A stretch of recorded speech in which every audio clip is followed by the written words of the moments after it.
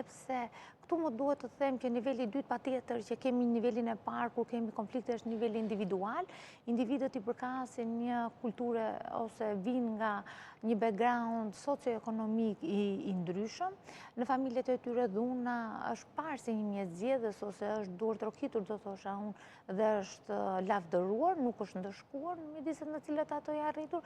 Kemi një presion shumë të lartë social. Një element tjetër që na shton përdorimi i dhunës është pikërisht presioni social.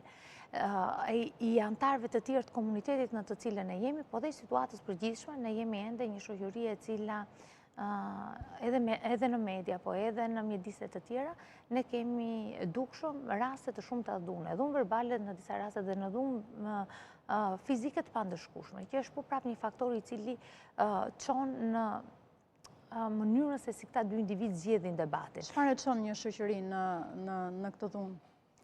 Kriza. Kriza emocionale, kriza shoqërore, kriza...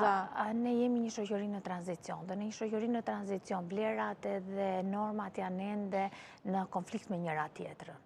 Dhe kur them vlerat dhe norma, vim nga një shoqëri tradicionale me disa norma të forcuara dhe me disa zakone për të ndërvepruar si me të afërmit, si me komunitetin në formë tjetër. Tashmë kemi arritur në një thonjza shoqëri më të lirë, kur këto norma sociale nuk ekzistojnë. Dhe kur ky presioni i ruajtjes sociale nuk ekziston ose funksioni dhe roli që ka shoqëria dhe komuniteti në cilin jetojmë nuk është më ai